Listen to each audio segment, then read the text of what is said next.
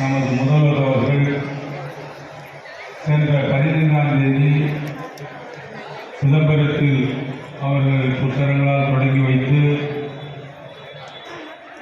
நமது தொகுதியில் இது 7வது